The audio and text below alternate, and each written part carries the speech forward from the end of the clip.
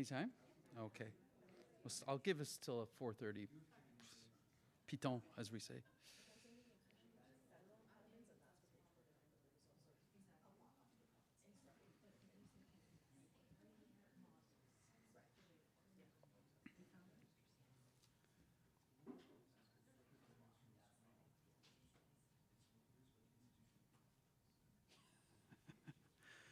All right. Welcome, everyone. Good afternoon. Today we're going to be experiencing the second lecture in the State of Canada lecture series, and this lecture is Transition to the Carney Era 1 year in. The purpose of this lecture series is to kind of look at these major forces that are shaping our country in these times of crisis, change, big change. There's a lot of shifting political dynamics, geopolitical issues, rising regional tensions, economic uncertainty, climate uncertainty, and kind of understanding where Canada stands in the context strikes us as pretty important. So my name is Marc-André Pigeon, or Marc-André Pigeon. I'm an assistant professor in the Johnson Schwammer Graduate School of Public Policy right here, and I'm the director of the Canadian Centre for the Study of Cooperatives. And just a little bit about the Johnson Schwammer Graduate School of Public Policy, or JSGS, shortens it up quite a bit. We are a national hub for advanced study and research in public policy and public administration. And we have this kind of way of describing ourselves. We're two campuses, one school. So we stretch across Saskatoon and Regina, and so we live in both places. And that kind of shared identity is a reflection of the spirit of cooperation and collaboration that's, I think, in some ways defines this province, at least historically. Since our inception in 2007, I'd say it's fair to say we've become one of Canada's leading public policy schools for educating graduate students and public servants interested in and devoted to advancing public value in that spirit of collaboration and cooperation. Now, it's customary at this time, and appropriately so, to acknowledge that our event takes place on Treaty 4 and Treaty 6 territories. That's the two schools. These are the original lands of the Cree, the Ojibwe, Saulteaux, Dakota, Lakota, and Nakota. It's also the traditional homeland of the Métis.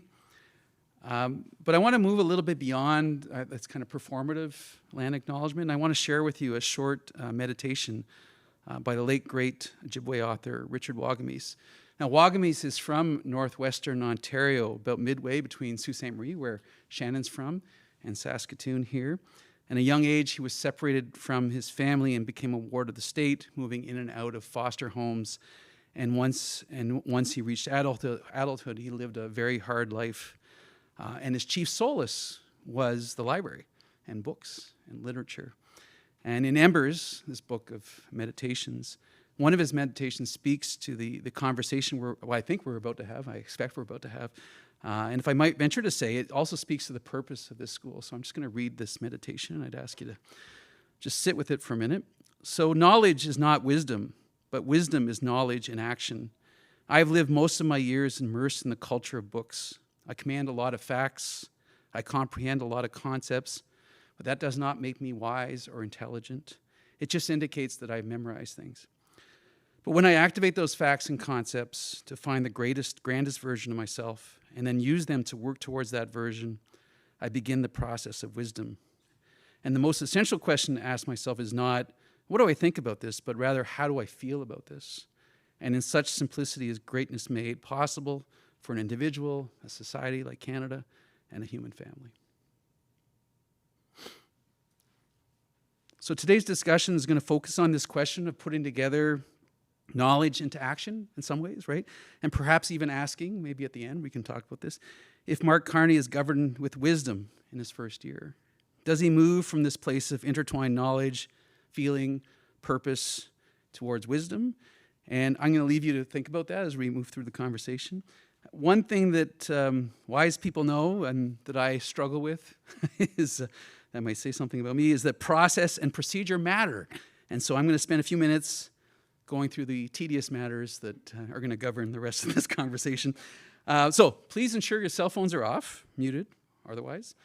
You have exits, if you're physically here, you have exits out there and here if you need to get out. And just around the corner, there is an exit to the outside. You may run into a smoker there, but just push past them and you'll be fine.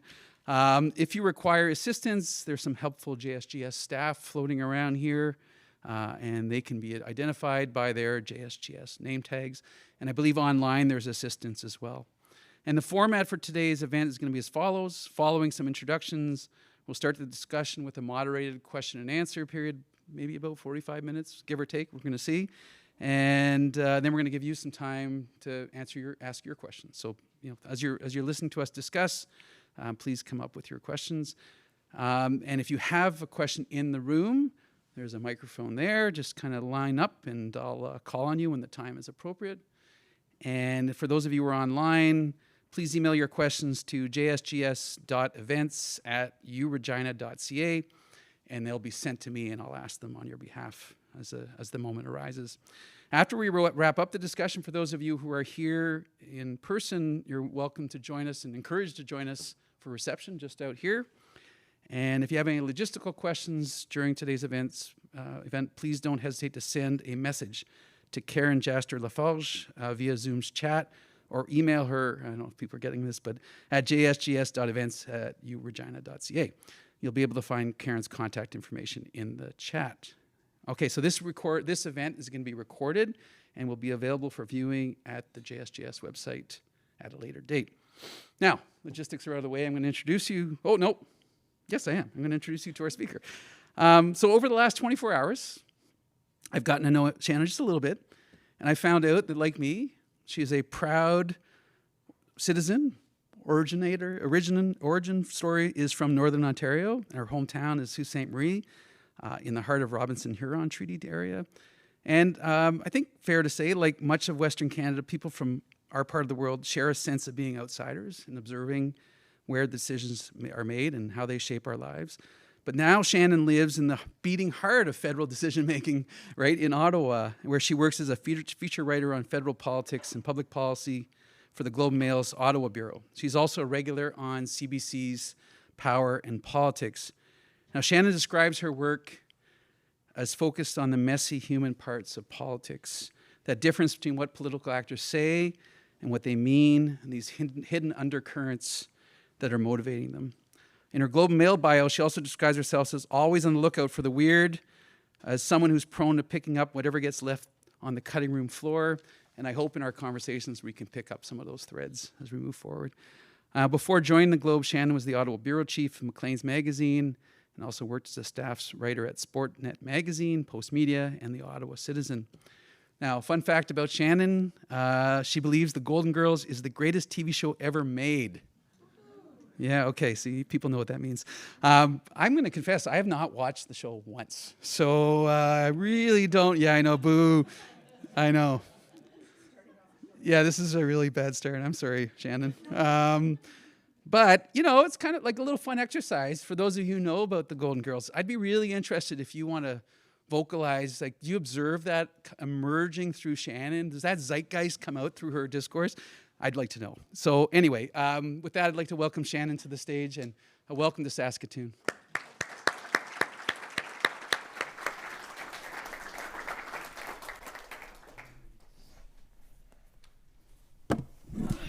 Okay, welcome. Thanks for having me. It's nice to be here. It's Even though you haven't watched The Golden Girls, and that's inexcusable. Forgive me, Shannon, but I'm from Northern Ontario, so all is forgiven, right? We're in the club. So I want to start in a place, like a very general place. Earlier you were saying, we had this little chat, and you were saying, Donald Trump runs through the whole conversation, right? When we're thinking Mark Carney, it's like everything is filtered through that lens. And I want to start with this conversation because last year at this time, Mark Carney wasn't even the prime minister. It wasn't even the Liberal leader yet. Yeah. And so there's like a lot has happened in the last year. And then going into that election, I have this distinct memory of Pierre Poilievre saying, new leader, but same team. Nothing's going to change. It's the same, so why would you vote for more of the same? We just had overwhelmingly people telling us they didn't want Trudeau government. So, what's on offer here is not really much different. So can you reflect on what's happened over the last year and how does that Carney, just in a very, that's a pretty big question. But was Pierre Poilievre right? Like, let's start there. Was he right that nothing has changed or would change? Or do you think that something has actually changed, and what is it? And how does Carney or Trump shape that change? I'd point out that Pierre Poilievre doesn't say that anymore because it just wasn't sticking. You can always tell because he has such strong message discipline. When he trots a line out for a while and then drops it, it's because it's not landing. I'm laughing because like the last year has been so exhausting and so eventful, and it's not going to end. But so much has changed. Like I feel like what we've all learned is some basic humility that we never really know what's going to happen next. I think I told you when we were talking before this, I had an argument. Argument is too heavy a word. A light debate, a polite collegial debate with a copy editor about 18 months ago. Like, because by this time last year, a lot had shifted. But if you back up to sort of the fall of 2024, I had written something in a column about, a declarative sentence, Pierre Poilievre will be the next prime minister, blah, blah, blah. And the copy editor said, well, like, we don't really know that's going to happen. And I was like, but we kind of do, right? Like 20 points ahead, we know where this is going. I will eat humble pie. I will never again assume I know what's going to happen next because everything has been upended. But yeah, I think Trump is the lens through which you have to look at all of this. I think there's a really, really strong argument to be made that without Trump, without this incarnation of Trump, which is really different from Trump 1, Mark Carney is not Liberal leader. He is not prime minister. None of this where it is now, it would be where it is. It was sort of an almost bizarre collision of like man and moment. What I wrote a profile of Carney during the election, and that was sort of the thrust of it, was you could not, actually, I, with great pride, and I will use a polite euphemism for the word, I got the F-bomb into the Globe and Mail because, in the lead, because someone had told me, Carney on one of his flights with the reporters told them that Jean Charest said to him, you're the luckiest effing guy in Canadian political history, which to me sums up all of it, the timing. That's not to say he hasn't made the most of the opportunity. I think he has in really interesting ways, but he had the bio he had the aura he had the CV and the skills that fit so perfectly this moment, and it's turned everything upside down. So just tell me a bit about that article. I didn't realize you'd written this profile. Does it stand up? Like, what did you learn there? And does it stand up as it served you well in thinking about how absolutely. How the world's I refer to it evolved? all the time because it was, again, like the nature of what I generally write when I do longer pieces is very human focused. So it was about trying to understand what makes Mark Carney tick. One of the questions I started out with a lot of people, which again is sort of bizarre to think now because I feel like we know so much about him now, but a year ago, there was the reputation that preceded him. But the question I started out with a lot of people was, is this guy for real? Like, people talk about him like he walks on water, like he's the smartest man who ever bestrode Canada. And I had all different ways of talking to people about this, people who knew him in different stripes. But it has served me really well, I think, and I hope the readers who read it, I'm sure you'll get to it as soon as we finish here. Right after I watch Golden Girls. Yeah, exactly. I would prioritize Golden Girls first. Understanding how he operates, or attempting to understand how he operates, how his mind works, I feel has been really instructive for the last year because there's such a different quality to this government than there was to the Trudeau government, and so much of it seems driven by Carney's approach to things. It's been really helpful and interesting to watch him learn to be a politician in front of us in real time. So what are those building blocks? Like, what are those essential? Not to psychologize too much. But No, what do you take that's from what I do. 3,000 words at a time. One of the things, I mean, pretty much everyone, this sounds like hagiography, but it's the truth. Everyone you talk to who spent any amount of time with Carney will comment on how smart the guy is. He's a really bright dude. He has other weaknesses, other faults, but he's incredibly smart. But there's a particular quality that a lot of people unpacked for me that I found really interesting in his intelligence, which is that it's a very distilling quality. People talked about, say, at the Bank of Canada. I found this really interesting about the culture of the Bank of Canada. He didn't originate this, but they had a structure in meetings where the most junior deputy governors would speak first, and they would go up the order of hierarchy, and so that the governor would speak last. And it was a way of making sure that maybe more easily intimidated personalities or roles were not cowed, that they could say what they needed to say, and then you go up the hierarchy. But they said, because he also had a reputation both at the Bank of Canada and the Bank of England. In England, because the Brits are better at language than we are, they called it getting tasered when he would just ask really, really harsh questions. Like that intelligence and that sifting quality can cut negative. It can be very cutting if he felt someone wasn't prepared. But everyone talked about his ability to make connections. Like someone said, he's not really an original thinker, like he's no slouch, but he's not sort of a pie in the sky guy. It's that he can listen to a room or listen to a bunch of stakeholders or whatever. And I think this has been really germane this year, and sift through what's most important, make connections between things, be very strategic. And I think that's one of the most essential qualities we've seen from him this year, and I think where it's going to come up a lot in our conversation is a sense of strategy, a sense of how do I move the ball forward, what is the end goal, and what are the ways I can get there. So a big part of what Carney is trying to do is move a lot of things fast, ostensibly, right? Really big things. Really big fast. things. So there's a few threads I want to pick up on that. But before I lose this one, you talked about his decision-making style, his synthesis capacity. And what we see sometimes from the, reading the news is that some of the bureaucrats are a little bit intimidated by him. Maybe a little bit, he can be an intense person with those probing questions. How is the bureaucracy and this is a public policy. Sure. How are people reacting within the bureaucracy towards him? And then maybe broaden out your answer to think about how he's trying to reform the civil service. Yeah, I mean, here I will fully admit I defer to Catherine May, who's been covering the public service very ably in Ottawa for 30 years. So I just read her column and I will regurgitate to you what she has told me because she knows. I think there's been a real sense of sort of ruffled feathers, some nerves. Most obviously there's the cutbacks that they're talking about. I think they're aiming for 5% across the board, and that those notices are starting to roll out now.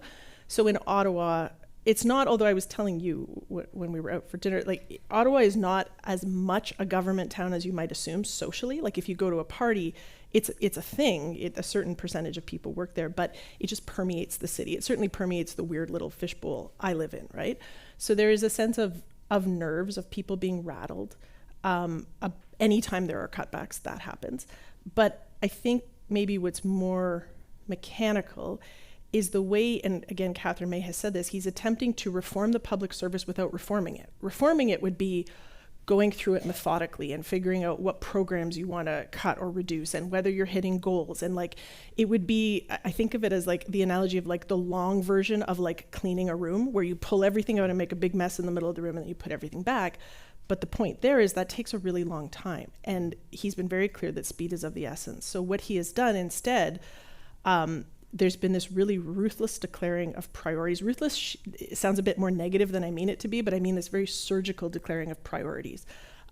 Where with the Trudeau government, they published everyone's mandate letters, and it was like, let 1,000 flowers bloom. Everyone had 20 priorities on 20 different ministry lists, and I would argue if you say that everything is a priority, you've effectively declared nothing to be a priority, that you're giving your attention to everything at once.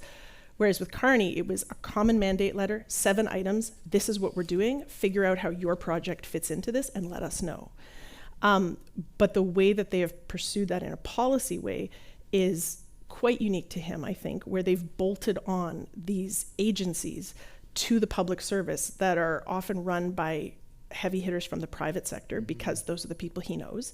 So there's Build Canada Homes, there's the Major Projects Office, there's the Defense Industrial Strategy is the policy, but I forget what the body is called that's doing that, where he's just bolted them on. And it seems to be his way of doing an end run around. It seems to be a declaration that he doesn't think he's going to be able to make the public service do enough things fast.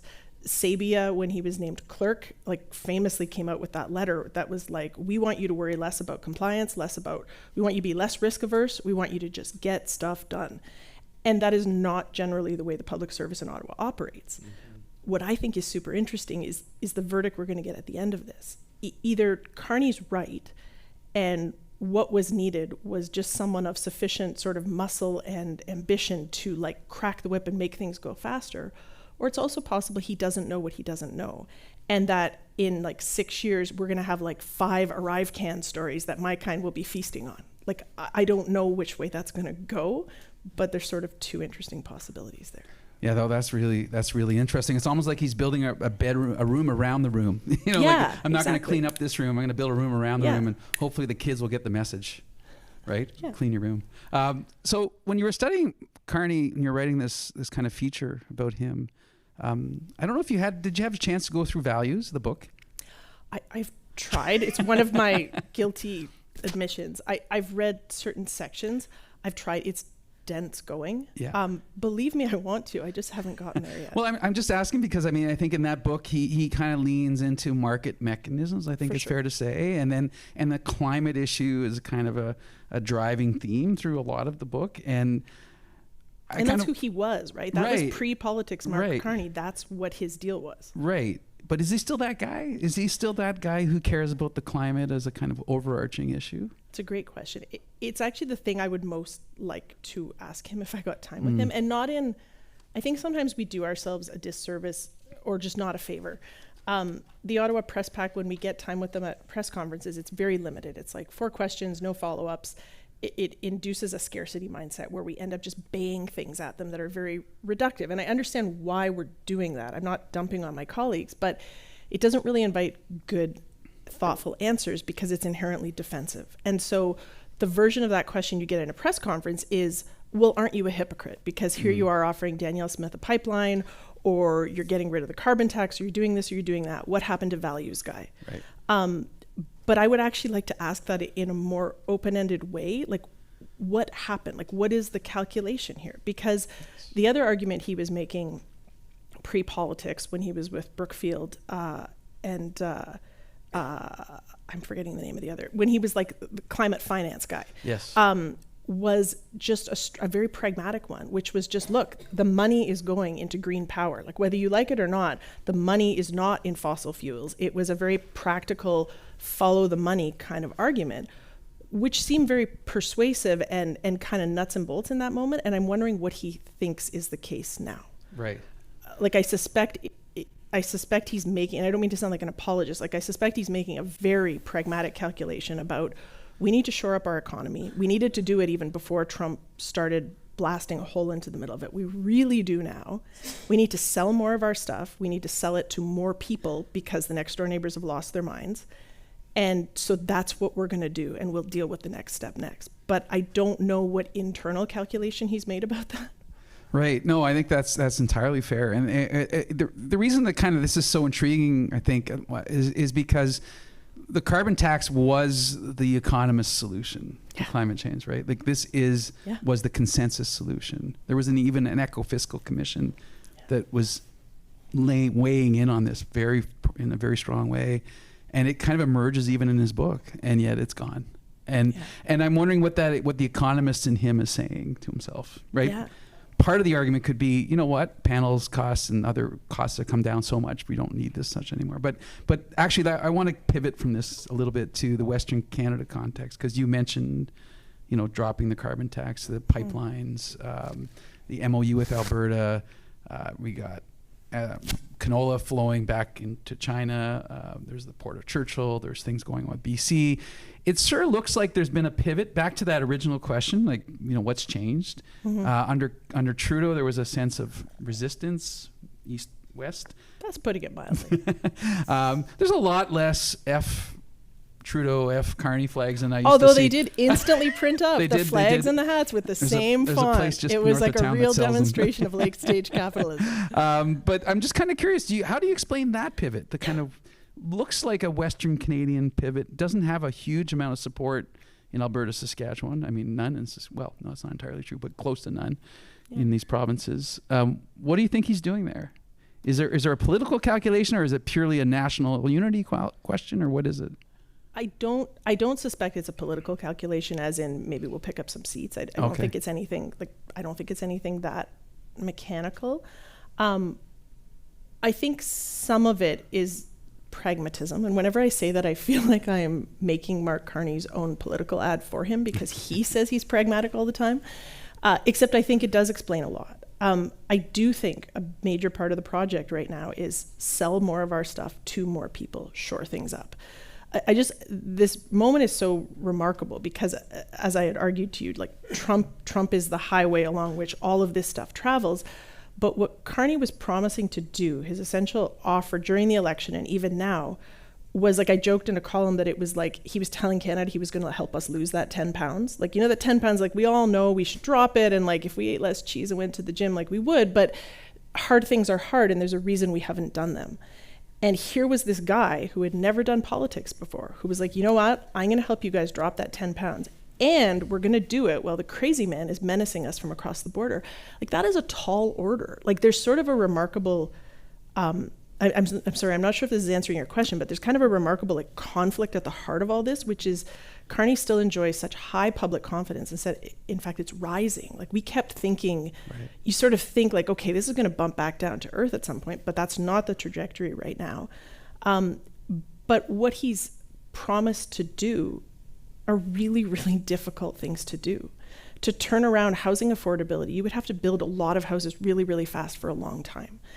I think the idea of tearing down interprovincial trade barriers, like all of that was so seductive. And I don't mean seductive in a duplicitous way. I think that is such an appealing idea. We can give ourselves more than any foreign country can take away, right? Like that was the slogan.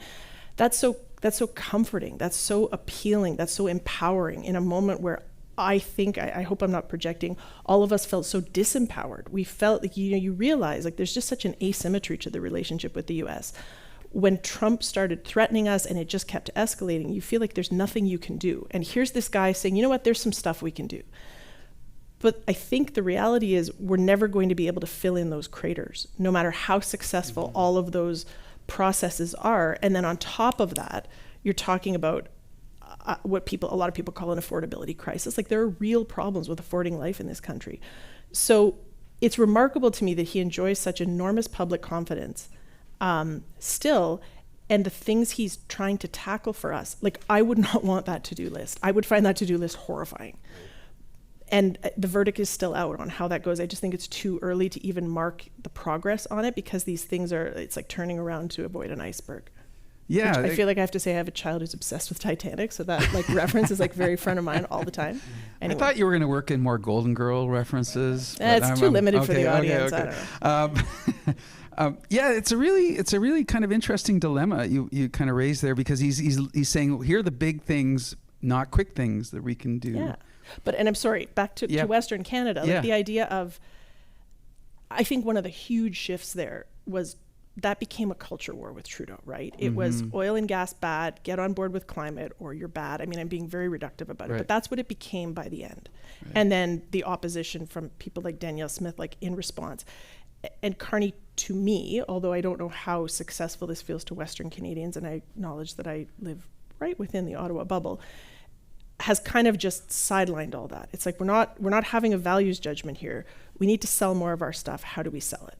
But the MOU has enough asterisks on it that you could drive a truck through them. There's a lot of if-then clauses there that I think a lot of people thought. I don't know. It's a good question. Like, can you fulfill the conditions to make the thing happen? Can you find a buyer? But I think all of that does go back to pragmatism, that he's trying to sell more stuff. He's trying to shore up the economy. And he probably doesn't want to have massive fights with premiers. But the question is how much he can bring people on side and keep them on side. Right. I always thought the major projects list, like I don't know how that landed out here, but in Ottawa it had this feel like, it felt like, I don't know, like The Price is Right or something, like maybe because like I feel like we all live in a Donald Trump game show and it's awful. Like it had this feel of like, here's the showcase showdown, because we were waiting because we're nerds and we were like, where's the first tranche, because that's a word that normal people use in conversation now because of Mark Carney. Thanks, buddy. When the first list, I think it was 5 to start with and then 5 more, and that was in a sense a shopping list. And I always thought, well, that's where he's going to get into trouble with the premiers. That's where everyone is going to stop sitting around the First Minister's table, purring in his direction, because then some people get what they want and some people don't. But we haven't seen that yet. There was sort of a moment of fracturing, I think, right around Christmas, where some people were feeling, some provinces were feeling thrown under the bus with the US and others were feeling protected. So I keep thinking there's going to come a moment when he's going to start pissing people off, but pardon my language, but we haven't gotten there yet. Like there's still this feeling of everything kind of floating in the ether. If Trump goes away tomorrow, does that hold? Like, does he get the float, or does that, back to your core theme? I just need to dwell in the warm, soft place for a second of thinking about, could that be like 5 seconds where we just kind of go, yes. Anyway, sorry for being distracted by that beautiful image. It's a really interesting idea. I would strongly suspect, because we kind of saw it during the election, right? Like to me, the story of the election was 2 elections being fought in parallel. And one of them was more salient for like 4 of those 6 weeks or 5 weeks or however long it was. And it was the Trump question. Like we always talk about the ballot question, right? Like what are the grounds on which we're fighting this thing?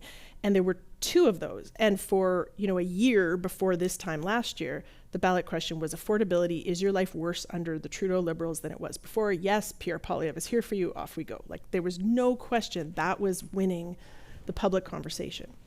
And then by the time we got to this point last year, the Trump question, like to me, it's like a cloud that blotted out the sun. Like, again, I allow for the fact that like I live among weird people and all of my friends are journalists, fine. But like my mom, like on a day when there was a tariff announcement, would have CBC on all day watching it. Like it was an all day news event. Like if we can kind of rewind our brains to that level of urgency this time last year. So the election was like, we had that election for about 4 weeks. And then I think in the final 10 days, you could see the other election reasserting itself. Trump went a little bit quiet. It became less front of mind for people. We went back to kind of the question of affordability and is your life better? And the Conservatives started to pull ahead. There's a lot of people, and like I would count myself among them, that think if that campaign was 1 week longer, it would have ended very differently. And so to me, the question is now, which election or which conversation are we having? Because the other one is still waiting there, right? When people can't buy a house unless their parents are rich enough to give them the down payment, or when normal people are like wincing at their grocery bills, it's really hard for that not to be really, really relevant and salient. Right. So. And meanwhile, you have these kind of promises of these abstractions. We're going to do big things. We're going to get rid of interprovincial barriers that people can't touch and feel in the same way that they can cost of living, right? Yeah, I always thought that presented a tricky political comms problem. Right. Even the idea of major projects or beefing up the economy, I'm not sure. It seems to me like a lot of steps to explain to people, and this is how that will make your life better. Like a mine here, unless you're in that community or very close to it, in which case the story is obvious. But if you're trying to tell 40 million people building these 10 projects that were already being built, is like the thing we asked a lot of questions about and didn't really get great answers to, but whatever. Like building these 10 projects, like how is that rising tide lifting my boat? I think is a really tricky political comms question because there's a lot of dotted lines there. Exactly. And same thing with interprovincial trade or these other things. They're all things that of course we should fix them. Just like the idea of reorienting away from being super dependent on the United States for trade. Like of course it was probably, I don't know, maybe it wasn't a great idea to be over-reliant, or maybe it makes sense when you have like a giant with an eating disorder next door that you just sell it all your stuff. Like, of course you do. But look what happens when the giant loses his mind. Right. So a lot of this is, and you made this really interesting comment about Carney, the politician, learning on the job. Mm-hmm. What do you think he's learned? Do you think he's kind of absorbed this idea of Trump as a shield almost, right? Like, is that... how do you see him thinking about this? I find it so interesting. I find it I pay way too much attention to the way he speaks specifically because, and I know there's a world in which that could be style over substance, but with him, I find it's usually not. There's not a lot of empty calories there. Like my very mean joke is that you could have like installed a phone booth on Spark Street that would just be a direct bat phone to Justin Trudeau, and at any hour of the day or night, a Canadian could call and make him talk to them. But if you listened for 2 hours, you would still never learn anything concrete because you would just get a bunch of value statements. And it was really frustrating as reporters to ask mechanical questions about, Mr. Prime Minister, you've announced this policy and you say it's going to do X, but what if it does Y, or what if it makes this worse? And then you would get, well, we will always stand up for people, and it just was not an answer to the question asked. Carney is super not that, like super, super not that. We do not talk about values. We do not talk about what we stand up for. We don't talk about like the softer side of things. We talk about nuts and bolts, which is really interesting. But because he's so precise in the way he talks, I find what he says and what he doesn't very telling. Like what he will answer or what he just boxes off feels meaningful. And so like you had that infamous moment back in the spring where my colleague Stephanie Levitz, everybody always forgets her part of the story, and then Rosemary Barton were pushing him on like, your assets are in a blind trust, but obviously you knew what they were, so like what are they?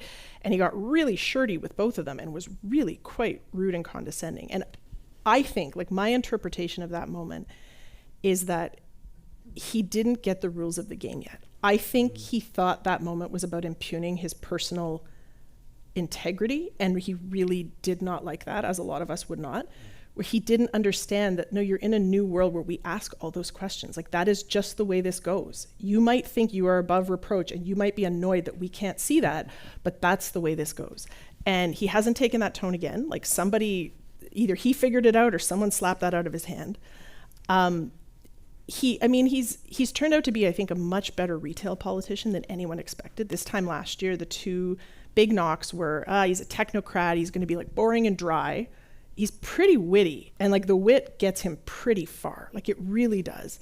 And we also thought, his French sucks, like that's disqualifying. His French kind of does suck, not as bad as we thought. He doesn't use it a lot. Radio Canada had an investigation like maybe 6 months ago where they quantified it, and I think it was somewhere in the neighborhood of like 20% of his speech is in French, and like no one cared. It was a story for like 3 days, and then everyone was like, well, whatever, that's just not what we're like. It's just, we're in this very strange moment where a lot of things that would normally matter, would normally be a big deal, are just not, because people have said, I think the implication is, like, we can't solve the Trump problem, and this is terrifying, because like, I personally feel like I've lost my ability to calibrate, like, just as a Canadian, like the worst case scenario. Like, I don't know, like, you know how you normally have a sense of like, well, this is the worst thing that could happen. Like, I don't have that floor anymore. I don't know about the rest of you. Like, rolling tanks across the border, sure, seems totally possible.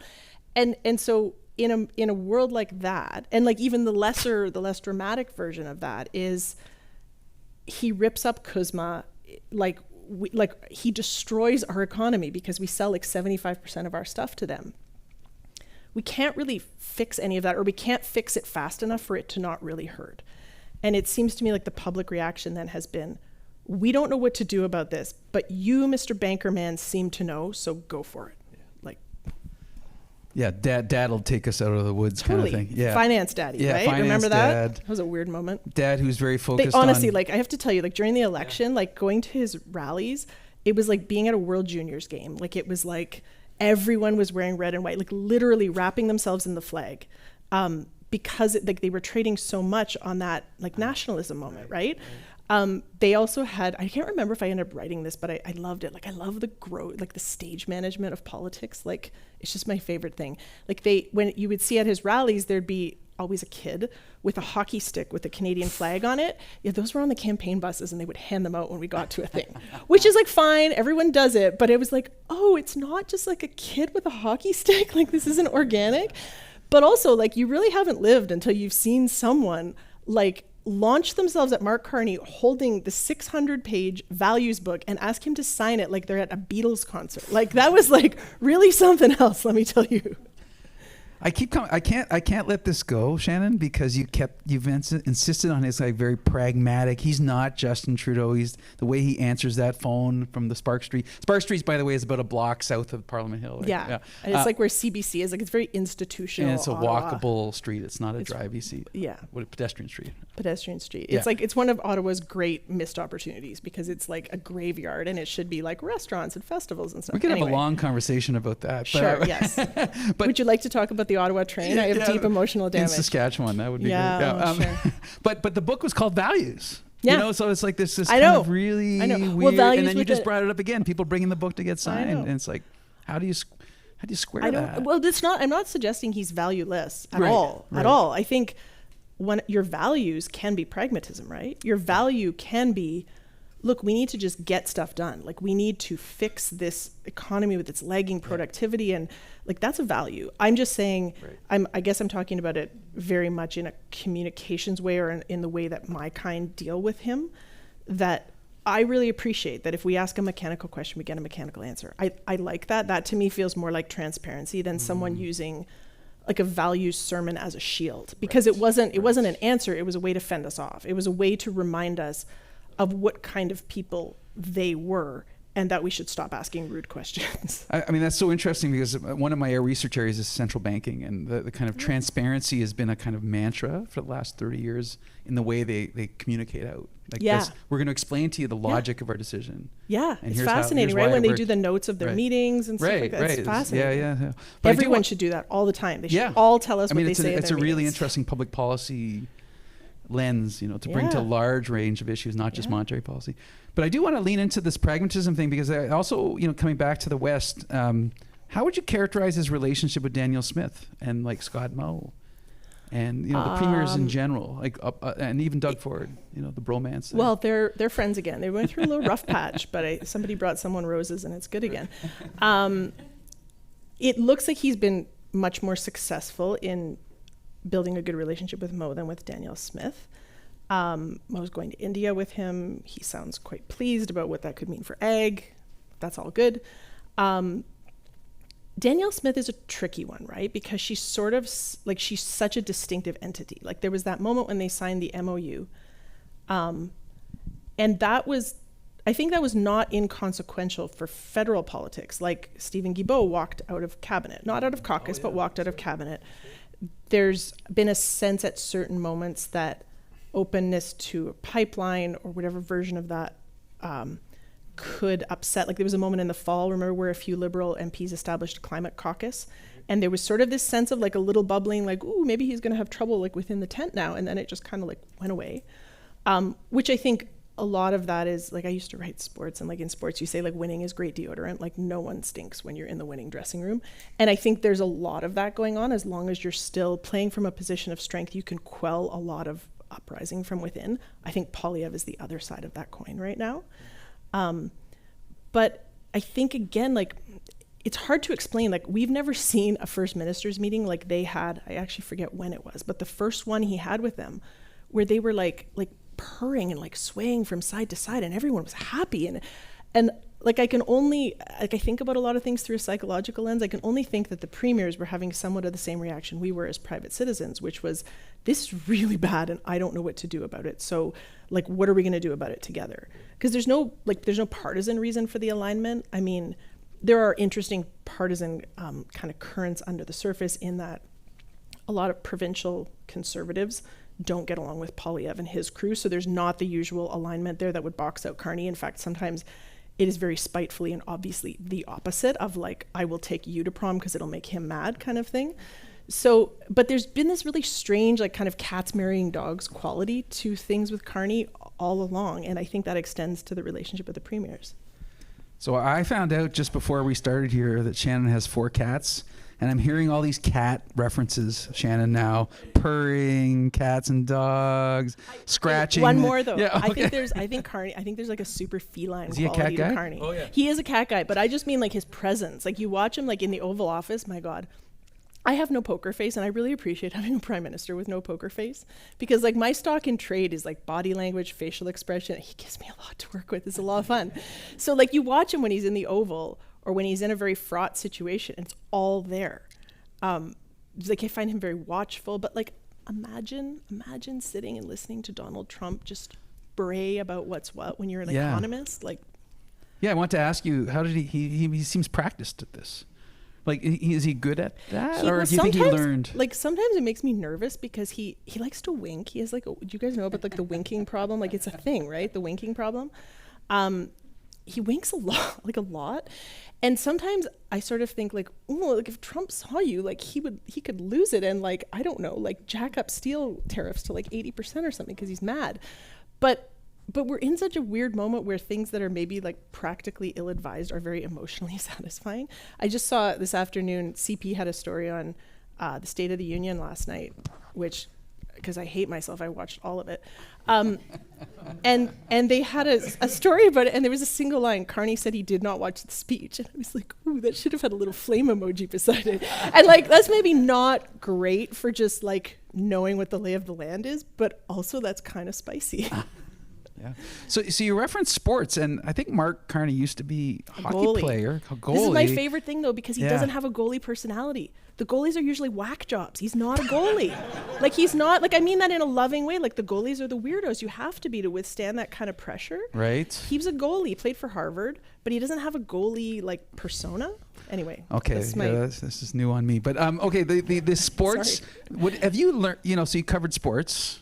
Yeah. He had a bit of an athletic background. Do you see any of that bubbling? Setting aside the goalie whack job thing, but do you see any? Do you see any of that emerging in his governing style? That's interesting. I mean, it feels a bit like cliche to say, like, I think he's very competitive. I think he's very strategic. I would attribute those qualities to an athlete. Yeah. Actually, my favorite little tidbit I had in that profile of him, like, I find a very resonant detail, even though it appears to have nothing to do with like policy making or politics. Someone who knew him quite well told me, like, he runs a lot, right? He's a renowned, Yes. like really, really heavy duty runner. He's run marathons and stuff. I'm sure he doesn't have time for it anymore. And he doesn't play hockey anymore. But someone said part of his thinking, he had explicitly told this to them, part of his thinking in running a lot, being very fit, he's very careful about what he eats, is that he wanted to have this high-flying career. Like, this is before politics. This is like when he was a central bank governor, where you're flying a lot, you're working long hours. It's crazy. It's very demanding. And he thought, in order to operate at that level, I need to be very physically fit and be looking after myself. I find that really interesting on a human level. Like, to me, that is an extremely strategic way of thinking of being in the world. Like, it's a way bigger version of, I have a big day at work tomorrow, I better not go to bed at midnight. I found that illustrative of the way a brain works. It's very intentional. And, Very and intentional. strategic. They also said they would know he was like at the end of his rope if they saw him eating crap. Like, if he was like eating Doritos or something, they were like, "Oh, boss is having a bad day." That's the Which tell. I love. I love that kind of That's stuff. the tell. Just coming back to the West a little bit. So he's got this, burgeoning relationship with Scott Moe, maybe a little iffy with Danielle Smith, and Hard to know. we don't know. But do you have a sense that he has a vision for federalism, right? So traditionally liberals were seen as like a strong central government, and the conservatives a little more like not that. Does he, and some people have characterized him as a red Tory of sorts, right? For sure. How do you think he thinks about this question of more power to Ottawa versus the provinces? It's interesting. He's an Alberta guy, so presumably has some inherent understanding of the feeling of Western alienation. There was some reporting from Politico, I think it was right after the MOU, that he went into a caucus meeting and sort of, like, he knew he would have to address the issue of the MOU and the compromises therein, but that he got quite emotional, which he doesn't often. That's not a register he hits a lot, saying Alberta has to know they're wanted. Like, they have to know we want them in. So he seems very alive to how big a problem that could be into tamping it down. He seems to me to have a little bit more of a, I don't know if laissez-faire is the right expression, but like, again, that pragmatism idea of okay, if you want this, if this will make you happy or this will help your population, if we can make that happen, like, he thinks of himself as a deal maker, right? And it's apparent that's like, it was kind of amazing for a while where he would go into meetings that you would expect to be very fractious with someone like Trump or Danielle Smith or whatever, and they would come out all smiles. I'm deliberately not saying purring this time, or you're going to call me out on it. If you're a deal maker, then it's sort of the opposite of Trump, right? Because Trump presents himself as a deal maker, but it's not about making deals. It's about operating from a position of strength, like a mob boss, and then just having other people live with it. It's just like, here is what I have, here's my hand. Whereas I think Carney operates more from a win for you, a win for me, gets us both to move things forward. And so to me, that seems to be a little bit more of I'm not suggesting at all that he doesn't have a strong interest in unity, because clearly that's a live issue right now in Canada, but that maybe there's room for a little bit more looseness in letting provinces feel like they can get what they need or what they want. Right. Just to kind of stick to the Western theme a little bit, but pivoting. So Saskatchewan and Manitoba especially have significant Indigenous populations. This was a major theme of the Trudeau government, at least rhetorically. What do you? And yet, my sense is we hear a lot less about Indigenous issues and reconciliation than we did under Trudeau. Do you share that view? How does he thinking about the engagement with Indigenous communities? What are you seeing there? We hear a lot less about it. Yeah. But I would just be cautious. I wouldn't want to suggest it's a thing he does not care about, like that it's an active choice, because we hear a lot less about a lot of things that, like, sort of social policy issues. They don't talk a lot about, like, status of women. I remember when they made that first cabinet, the one that lasted like 10 minutes before they called the election. Remember the one, like, he made a cabinet right after he was sworn in, just about a year ago, a little bit more than a year ago. I've joked, and I'm actually, like, it's a joke that's going to come back to bite me, because I've said, like, asking someone, like, who was the health minister between this date and March 2025 and this date would be like $1 million politics question, except I can't remember. Like, I don't know, because it lasted like 10 minutes. But anyway, when they made that cabinet, it was really, really small, right? It was a clear statement of this is a lean, mean trade war fighting machine. It was like 20 people. And I remember seeing a news story where people were raising concerns like, why is there no status of women minister? Why is there no labor minister? And I remember thinking, oh, that's such an interesting take, because, and I don't mean to devalue that view at all, it was so obvious to me that this was a statement about we're not doing that. Like, that's not what we're doing. We are doing brass tacks economic stuff, Right. and that's it. Yes. And so that applies to Indigenous issues too. He doesn't talk about it a whole lot. It was a big issue last summer, after they passed C5, the major projects legislation, where they were going to accelerate things. And there was a lot of frustration from Indigenous groups and environmental groups that this constituted sort of an end run, that you were bypassing a bunch of things like permission structures that were supposed to be respected. And they had the First Nations Summit in Ottawa that he attended. I think it's noteworthy that they let us come in, like they let reporters come in for the opening statements and prayers, and then they kicked us out once they got to talking about actual issues.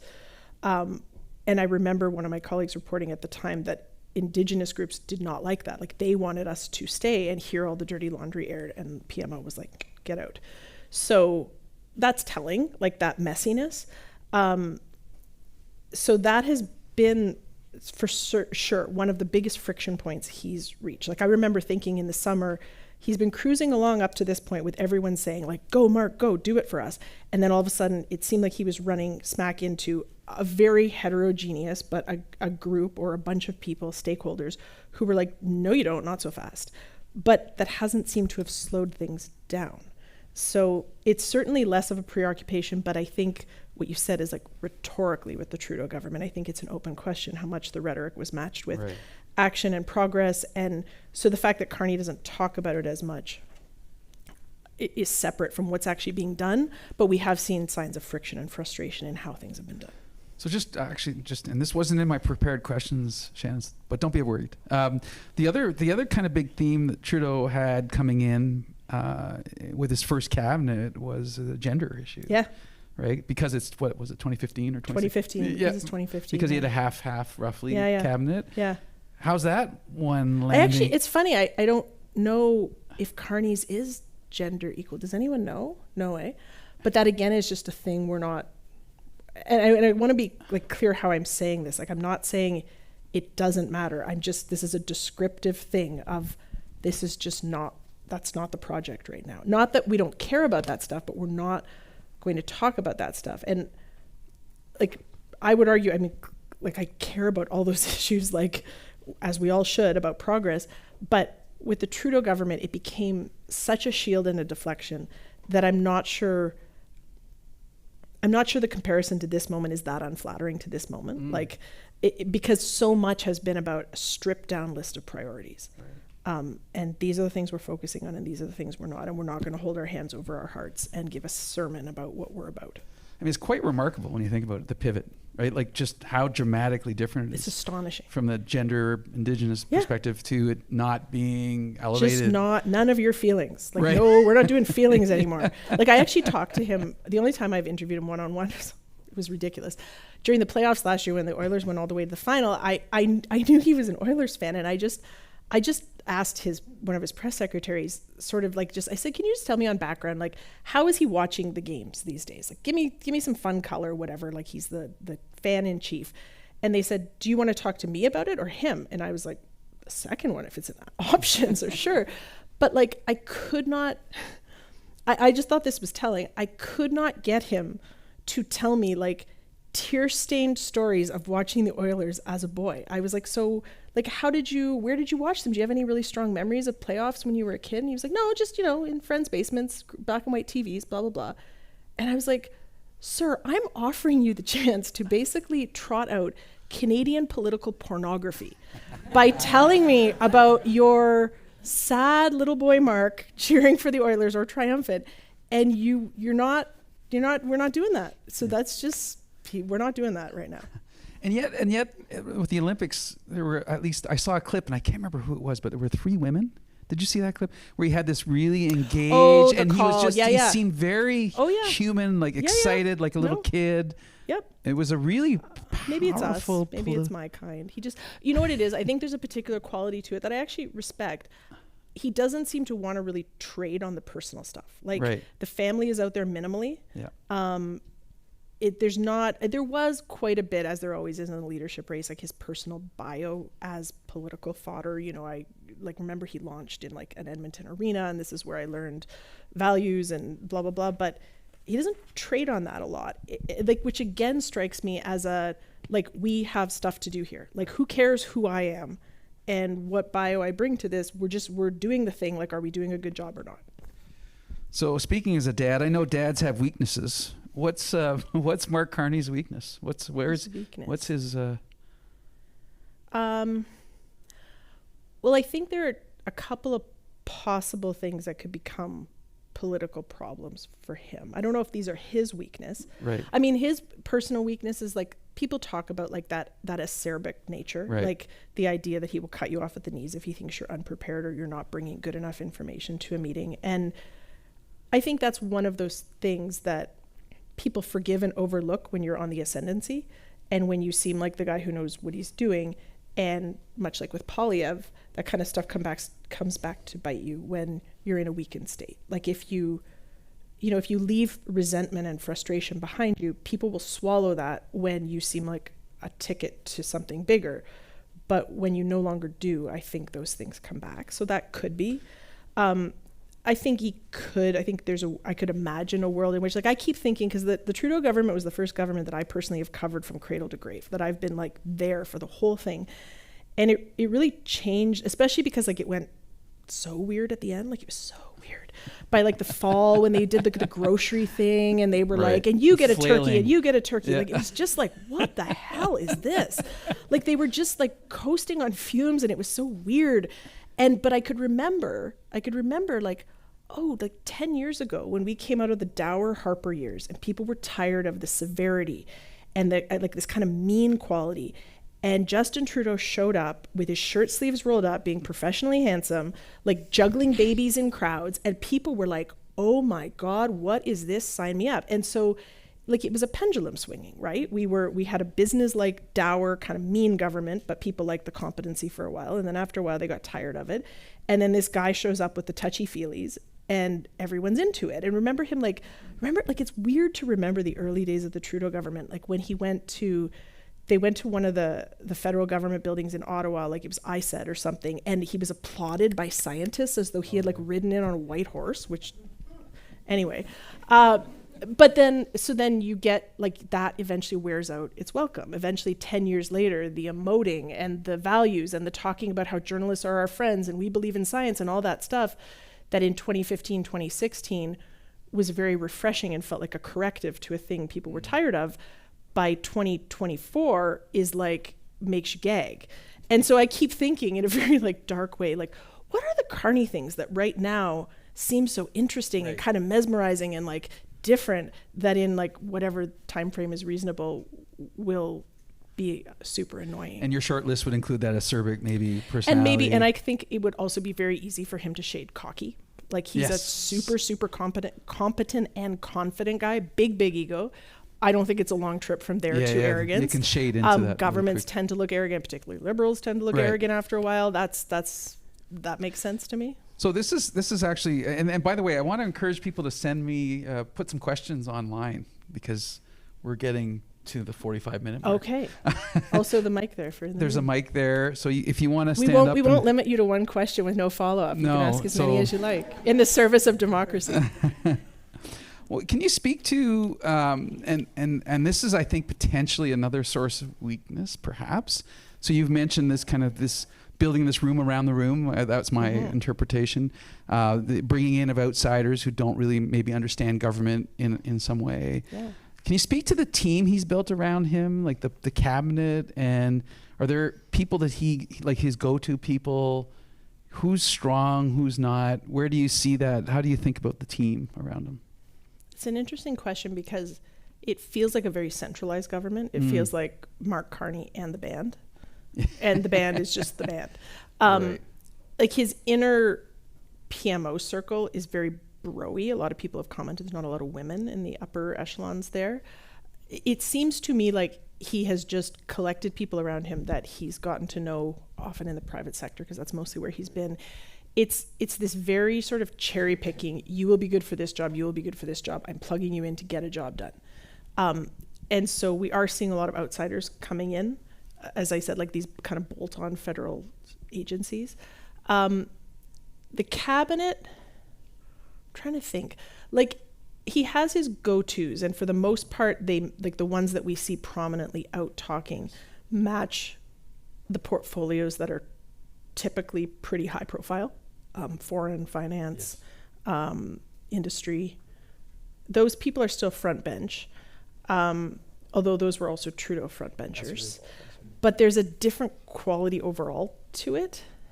It's a hard thing. It's kind of ephemeral, but because it feels so driven by him, driven by the personality of the leader, as the previous cabinet was, it does feel like it has a different quality. Okay, so we do have a question from the online here, so I'm going to just, not going to be able to parse it, so I'm just going to read it to you. Okay, this will be an adventure. It's a long question. So what do you think about all the trade junkets that the premiers are taking, sometimes with the PM, sometimes on their own? Here in Saskatchewan, Scott Moe is on a trade junket constantly, but when you look at the results, Sask exports have fallen for 2 consecutive years. In the case of his trip to India today, Saskatchewan exports to India are down. I mean, I'm not going to vouch for these numbers, but let's say 43, 44%, and the farm portion of those exports are down almost 56%. Do you think the premiers have any real impact on increasing international trade? That's a tough one. I don't know if this is quite answering that question, but it seems to me like all of those projects are longer term projects. You don't go on one trade mission generally and sign a deal and sell more stuff. Like it's about laying a foundation, building relationships, and reorienting ourselves away from the United States to other partners is a tricky long-term thing. Like, to me, there has always been a fundamental mismatch that we kind of don't talk about between the urgency of how fast we need to do it to avoid really bad stuff economically and how fast we're going to be able to do it. So I guess I'm sort of, I personally wouldn't be inclined to say like it's pointless, it hasn't accomplished anything yet, because I think it's a longer time horizon to accomplish something. It just occurs to me, it's kind of interesting that I think this might be wrong, but my sense is historically governments did the trade thing more towards the end of their terms, like premiers or prime ministers, sorry. But this is like really front loaded, right? And he's traveling a lot. And he's super externally oriented. Right. Someone just had a story last week in Ottawa, I forget who, adding up the days out of the country, and they said he doubled Trudeau's international travel days. But that is very Carney, right? To be very internationally oriented, which is also like another one of these strange, like cats marrying dogs. You're just gonna have to roll with it. I'm sorry. Things like we're focusing on things now that are not typically things give spark joy in Canada. Like, we have a defense industrial strategy. We're going to spend like boatloads of money on defense. Who knew that was a thing Canadians wanted to do and had appetite for? But we do. And the idea of like these trade missions too, and being foreign oriented, like Canadians, I think typically, like, there's a reason the Trudeau government got away with being very domestically oriented, not having a lot of interest in the world outside Canada's borders for so long. I mean, the world was a different place then, but you could kind of do that. And Carney seems very deliberately and sort of intrinsically oriented towards the outside because he has all those international connections, and he's looking for partners and deals now. So there's this interesting, you talked about the challenges of connecting the dots, around interprovincial trade and these mega projects, and this seems like another one of those. Totally. But it's got a similarly long ephemeral payoff. Right, exactly. Like what is, like, how fast he's, like, the trip that's upcoming, Japan, Australia, India, like, I would love to see someone like Trevor Toome or something, like, crunch the numbers on from the time you say you've signed an MOU or whatever with another country, how long does it take for that to ramp up? How does that money come back? But it's still got to be done. Like, it's like, if we don't start, we'll never finish. We'll never get there. But I think too, I would connect the foreign stuff, like that Carney's outward facing persona, to what's going on domestically. Like the Davos speech is the most dramatic example, but like, look at the mileage that thing got. It was unbelievable to be covered like that. And for Canadians, we are not used, like we are used to people being like, who's that? Oh, that's the Canadian Prime Minister. What's his name? And instead it was or like nice socks. the dude, right? Yes, yes. like he was the guy. Right. You know, like when he wasn't at the Munich security conference, like I heard someone on a New York Times podcast very casually mention, well, if Mark Carney had been there, he would have been the headliner, but he wasn't there, so it was the German chancellor. That is a weird world to live in, and I think is pretty appealing to Canadians, particularly in the moment we're in. Like when we're being told we don't exist, we don't have a right to exist, we have no leverage, when we're being belittled in that way, and we already, I think, have a pre-existing sort of inferiority complex, or we're used to kind of riding sidecar, to have a prime minister who has real global esteem and is making a real splash on the world stage. Like I don't think you can underestimate how much that plays into like the domestic sense of Right. approval of him, and also like this aura of competence. Right. Like, I mean, I think one thing that's remarkable is he has practiced at these kind of in this abstraction space and then communicating it out, right? A little bit in the central bank yeah. world, his previous roles. So that may be a strength of his. You mentioned the Davos speech, and one of my reactions when I heard about his speech, oh my God, what's Trump going to say? Yeah, So- everyone did. And then he said nothing. Like Well, did he say he at first, Yeah. Yeah. Yeah. So how do you think of that? His willingness to go there with the speech in terms of the evolving relationship with Trump. Yeah. It's really interesting because there's been real changes there. Because they were bros. Like apparently they were texting. Yeah, Carney seemed like, which is hard to Carney imagine. seemed like a person that Trump would. I don't know if Trump respects anyone, but Carney seemed like a person Trump respected. Like you have a stature that I consider worthy of my attention. Right. You're not that pipsqueak Trudeau. Like there was something going on there for sure. If you were like back in the spring, but then I remember there was a news story, and I don't remember who broke it, but that they had a call, and somebody had intel from someone who was on the call that in the call Carney had called Trump transformative, and the way the news story landed was, well, Carney's all elbows up in public and being very pugnacious and talking about how like he's going to push back, and then in a call he's flattering him. Like, what is that? And it landed very, like almost duplicitously. Yes. And then as time went on, and you saw the Conservatives really going hard at this through the summer, you know, he said he would get us a deal. He said he would fix this, and he hasn't fixed it. Like he hasn't done the job he was hired for. But as time has gone on, I think the general idea of what dealing with Trump looks like has changed for everyone. Like for everyone. I don't mean to sound like I'm making like an apology for Carney, but the world at large. Like I feel like this time last year there was a different sense of what was possible, or of surely things will come back to some sane ground. Like surely not this. Like I wish I had written. Like I'm trying to think of a way we could have put this down. Like. Or what would I, like I keep trying to think, like what would I look at for a snapshot of a moment in time this time last year of what we thought was beyond the pale that now like we would not even blink at. And by this, and like the flip side of that is, what do we now think a resolution looks like to the trade war, or I mean the 51st state stuff is on another level. And so I think in tandem with that, Carney's approach has changed. Like there was a very clear moment where he went to being more conciliatory and more sort of docile, and I think there was a real moment of political danger there where Canadians could have been like remember there was like elbows at half mast. Totally. But somehow it didn't metastasize into anything, and even now like there is no solution to the Trump problem. Like what is your solution to a natural disaster? What is that? What does that look like? But his posture has shifted over time. And you're right, Davos was, like, even though he didn't name him, everyone knew, and especially because of how it landed, that was a real shot across the bow, and there was real danger there. And then, like, the China trade deal, everyone kind of waited, like, where's the freak out coming? And then he was like, oh, good for him. And everyone was like, what? Like, the only thing more unsettling than a Trump tantrum is when he's like, cool. And you're like... For now, because then 2 days... For now, 2 days exactly. later, and then the freak out comes. Right. You know, I think you should write a column, you know, because you said you wish you'd written that column last year. I think you could still do it. You still have time. Which column? The one where you kind of say, what's the worst thing I can imagine? Oh yeah, no, I've been trying to think of a way to get at like how could I bookmark? You know what it makes me think of? There's a like a college university in the U.S., Beloit College, that used to do this thing. They called it the mindset list, where every year with an incoming set of freshmen, they would have a list of this is the world these freshmen have grown up in, so that it started out as a way that it was supposed to sort of orient their profs to like, this is who's coming in. These are the 18-year-olds.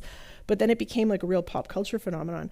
But I keep thinking, like, what was our mindset list this time last year? Where were we? What did we think was possible? What did we think was the worst case scenario?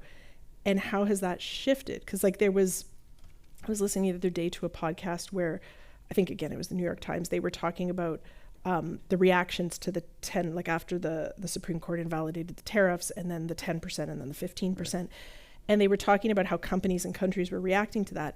And the thing that gets me is when it's totally casual. Like there's no one's leaning on this. They just said, well, like various countries and companies are calibrating how they react to, like, they're afraid of the backlash. Like they're afraid of the mob boss cutting off their pinky and like mailing it back to them. And it was just like, of course that's what they're doing. And like, that is where, like, that's what we've become habituated to. Of course that's what's going on.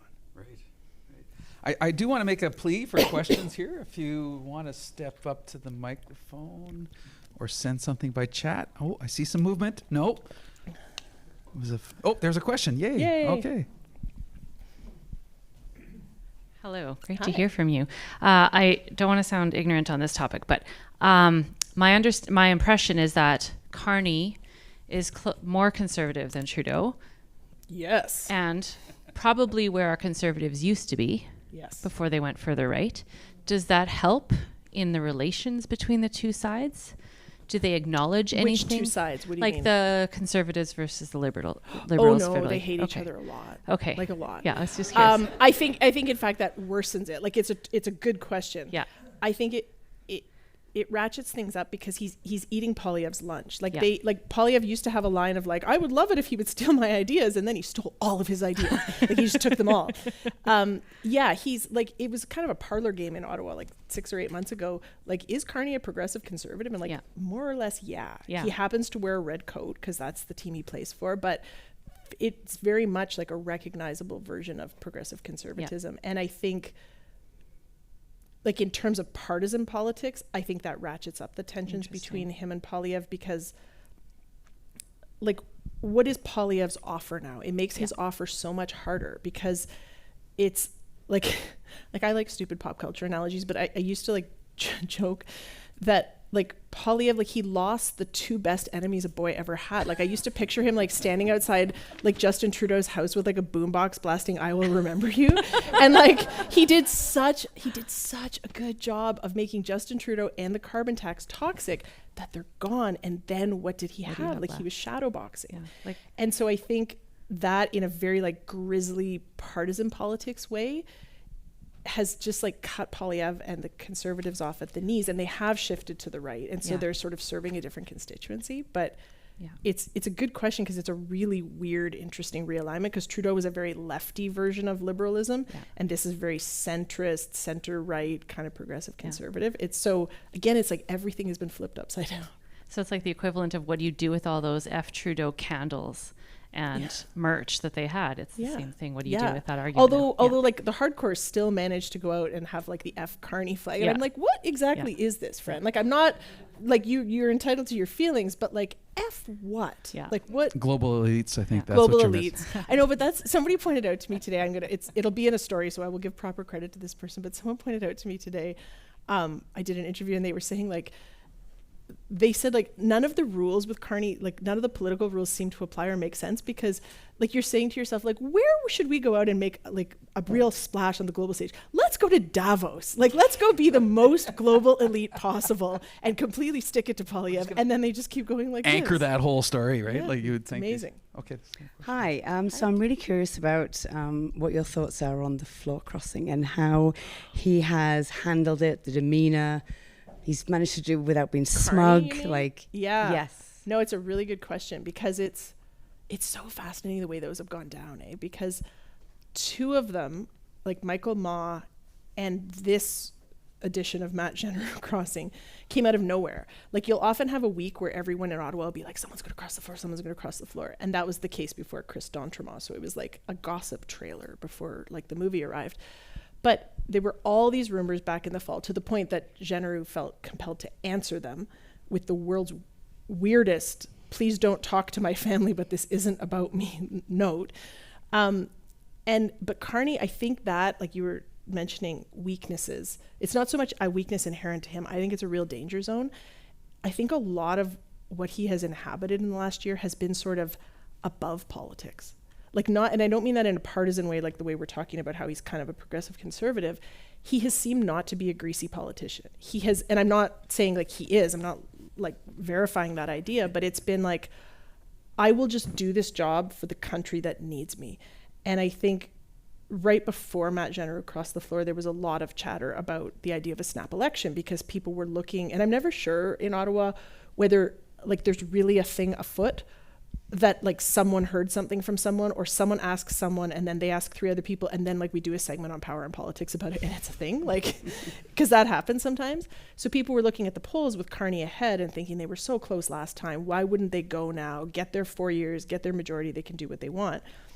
But I thought that had real political risk for him, because I think for him to do something greasy and political and self-serving and cynical and crass, like, I just think that would be such an explosion of the persona he's occupied that has given him so much credibility. And I'm not, like, I want to be very clear, I'm not saying anything about what I actually know is in his heart, that he's as pure as the driven snow. I just mean, like, in terms of who he's been and who Canadians have given him credit for being, I think he's handled it really, really well to this point, where it's been this very, like, we know that they're talking behind the scenes. We know there's all kinds of meetings, and there's like, we'll give you this if you come over. And like Matt Jenner is going to India, and he got this weird like trade advisor role that makes no sense and didn't exist before. But I do think that's a real danger zone for Carney. But at the same time, they've pulled it off pretty masterfully, where they've just had, ta-da, here's a new Liberal. Yeah, no it's been at like all. that's been one of the, like, that's one of the examples to me of like, dude has political chops. Like, who knew? Because that's kind of like a very wily political move. And then to do it and look like your hands are clean after is remarkable. Yeah. Thank you. How is Parliament functioning? Like, this kind of brings to mind the parliamentary process. It was really bad back in the fall. Like, it was at a standstill. It was like oppositional defiant disorder. Yeah. But then what happened since the new year, because there was this possibility of the snap election, or the idea that maybe there was a possibility, and the Conservatives badly don't want that now, because looking at the numbers, they'd be toast. The NDP don't want that because there's like 4 of them, and they don't have a leader, and it would be bad. So like, I wrote a column where I called it Cooperation Chicken, where they were all like, we'll cooperate just enough that you have no pretext to go to an election. And the Liberals were like, we'll keep accusing you of obstruction until we can maybe go to an election. And so there was this weird little like dance to it, where you have seen language of cooperation coming from the Conservatives that was very, you would never have heard that back in the fall. Like, we will, and even if it was sort of smoke and mirrors, the fact that it was there seemed very significant. Yeah. Well, didn't Poilievre arrange for a meeting with Carney Yeah, they had a shortly after he meeting, got? although it was kind of like a, It was a photo it op? was it was a photo op, but also like what came out of the meeting was very quid pro quo. Like, I will cooperate if he does these 7 things I want. But even the fact that the meeting occurred, or that there were mumblings about cooperation, was very, very different. So I want to make sure there's time and space for people to ask questions. I see, yeah, please get up there. And Hi, thank you so much. That was a wonderful conversation. Well, thanks. I was curious, Canada's having a big cultural moment right now, whether it be, the Davos speech, 4 Nations a year ago, or even heated rivalry. Yeah. I'm curious, one of the great American tools of soft power dominance was culture, and through whether music, movies, or political culture. I'm curious whether Carney is putting more eggs in that basket as Canadian values syndicate across popular cultural channels, or whether he's still kind of narrowing down on that brass tacks, nuts and bolts approach. Yeah. That's such a smart question. That's so interesting. Like, I think my sense is that it has been the latter, but it would be smart if it was the former, right? He likes to, like, one of his catchphrases is like, we will be defined not by the value of our strength, but the strength of our values. And I don't know, that's one of those like phrases that's so neat, it's almost meaningless. Like I don't know how to pull it apart, but you're right. We're having a bit of a moment. I don't know. It would make sense, right? Like people talk about cultural diplomacy. Heated rivalry sort of accidentally just like did it, and it was great. So I don't know if you can plan that kind of thing, but I haven't heard, like if I'm being honest, I have not heard that pillar from them. And they're very clear generally about these are the things we're doing. And I haven't heard a lot of talk of that, but it would make sense. I mean, maybe he thinks that the version of that is just I show up at Davos and give a barn burner of a speech and everyone talks about it for a week. I don't know. But yeah, I don't know if that's really answering the question. No, that's a great answer. Thank you very much. Appreciate it. It's a smart idea. More questions and online as well. Just want to encourage That people. I love that heated rivalry moment on the red carpet so much. Like I need like a word for like the moment that is like so delicious, but I'm very aware that it's designed to be delicious. Like it's like a McDonald's hamburger where you're like, this is full of chemicals that make me feel good, but like it was kind of fun. Yay. Yeah. Just a quick question. Excuse me. Is Mark Carney a wartime prime minister? Oh. Can you tell me what you mean by that? Like, how would you like? Well, and I'm not cross-examining. I'm trying to understand like what answer, like what you're looking with for. the advent of Donald Trump's second administration, we have never been in a more perilous situation as a nation.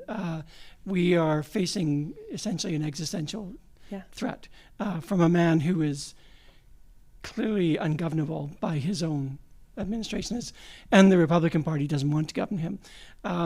There are parallels between Canada today and Canada, well, the closest I can come to is 1938. And I think about Mark Carney and the constitution of his cabinet, where it is a very small cabinet, a very focused cabinet. And you've talked about where he's bolted on experts to take care of specific areas of policy or issues that need to be taken care of. And it reminds me so much of the King administration, where Canada, although we were under no threat of invasion, as far as we knew, faced a similar existential threat to our democracy. I see so many parallels there that the question keeps coming up for me. Is Mark Carney in that same mold? Is he a wartime prime minister? It's interesting because I think there was a moment, or a lot of them back in the spring, where he was explicitly positioning himself that way, right? Like that was very much part of the offer in the window and part of the mood. Like sort of this time last year, I would say into the election and just after, I think he even talked about it. Like I feel like there was language around that. Or I think a lot of it was sort of this idea of the level of unprecedented we have reached. Like we have to do things at speeds we haven't done since the Second World War. So it was that same invoking of a moment of great peril.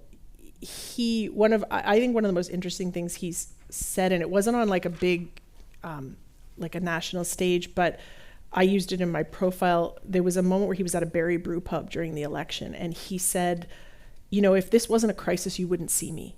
I'm most useful in a crisis, because his track record as a bank governor has been an almost alarming, like just coincidence of horrible crises that just like stick to him like magnets. You know, the financial crisis when he was bank governor here, Brexit, he somehow left the Bank of Canada right before COVID, which seems kind of weird given his track record that he kept being around. And so I think that was a very explicit part of his offer earlier on. It feels to me like that has sort of, I don't know if it's faded, if it's not part of his sales job anymore, if it's not part of how the public feels, but that was very much there. And it had that feel, right? Like it had that, like that's what I'm getting at in a very glib way by the, I don't know how bad this could get. Like it had this feeling of nobody knows what this, like how high the stakes are here. And here's this guy who seems to know what he's going to do about it. And so I think, like, I guess I'm effectively answering yes. I think that's what the public has wanted. That's how he's positioned himself. I'm hedging because I think the verdict is out and will be for some time on whether he can deliver on that and what that looks like. Okay, thank you. Thank you. And one more question here, and then I'm going to wrap up. Okay, thank you so much, Shannon. It's been kind of fun to be taken through a whirlwind tour of the last 14 months or so and be reminded of everything that's happened in such a short period of time. It's been such a long decade, the last year. Yeah, and I mean, I think Carney has certainly been the man of to meet the moment. And it's quite fortunate that he has, and shown himself to be such a good statesman, and I would think that I think he's been able to show that he can wield smart power, both a combination of hard and soft, and while he's also sort of juggling these external threats. While keeping the country, or trying to keep the country together. And that was the part I really wanted to ask about, in terms of, I think there's a little bit of reference to it early, but, he's leading from the center, but, we have a very decentralized country. Our provinces hold a lot of power. And so to be able to hold the country together at such a time when there's such disparate pressures coming from different regions of the country while fending off, threats coming from the south. I just wondered if you could sort of speak to that aspect of the position that he's in as Prime Minister. Yeah, I think those internal unity problems are could be a very big deal and force him to fight a two-front war, right? It's and we have been in such a rally round the flag moment for the last year. I mean, I joked, but there hasn't been, even in a very surfacey way, I haven't heard a lot of concern from Quebec about, even remember the Plains of Abraham speech that went down like a stink bomb 2 days after Davos, and it was 2 days of coverage and then it just went away and everyone moved on. Or I haven't heard sustained concerns in Quebec about his lack of, his relative weakness in French or lack of use of it. So there's been this moment, my point is, what we've been riding to this point, I think, is the exact opposite of that. It has been very rally around the flag, united, but you have these fractures starting to appear that will be driven by very mechanical political developments, like the Quebec election in the fall looks likely to be Separatist Party in government, and they've made very clear their intentions. Danielle Smith, in spite of the MOU, with these referendum questions coming, and it seems to me she has her own, domestic, as in within the province, opposition to Ottawa is always a great sell, right? It always hits an important nerve. And I don't mean to suggest that it's just a manipulative nerve, there are real feelings there. So that's always a useful note to strike.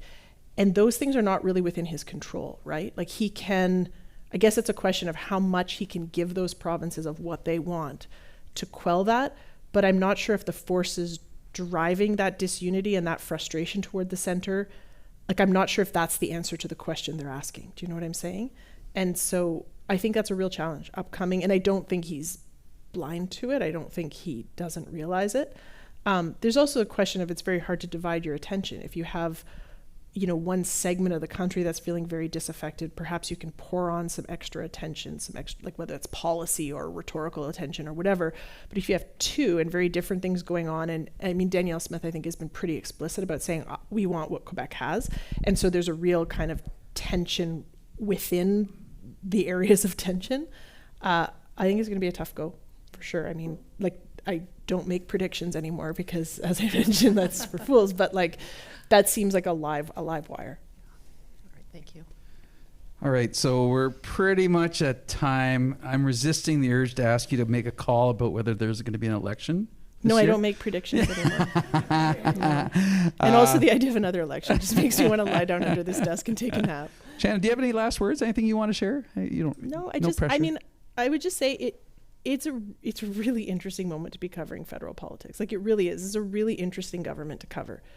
I've sort of described, to me, Carney as a man is sort of the same as the government, which is he's a very finely tuned machine inside a plexiglass box, where you can see, because he's so precise in his speech and in what he does, where the policy focus is, you can see what he's telling you to pay attention to, or what he's telling you he's paying attention to. You can also see what he's refusing to engage with.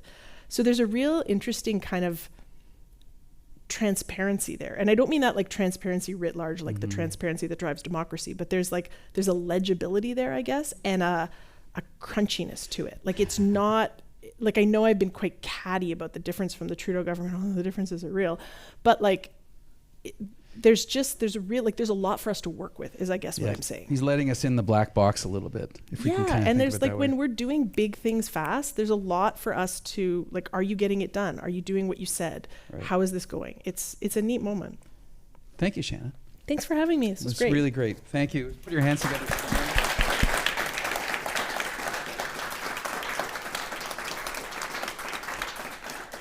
Just a little procedural point. If you enjoyed today's discussion, please join us at the next lecture of the State of Canada series, which will feature Dr. Philippe Lagacé, Dr. Laura McDonald, and our own Dale Eisler, and they're going to discuss Canada's place in the world. So it's a nice follow-on to this conversation. great. And details and a link to register are on the JSGS website, probably in the chat if you're online. Thank you for joining us today, and please join us at the reception just out the way here, and have a great rest of your day. Thanks, everyone.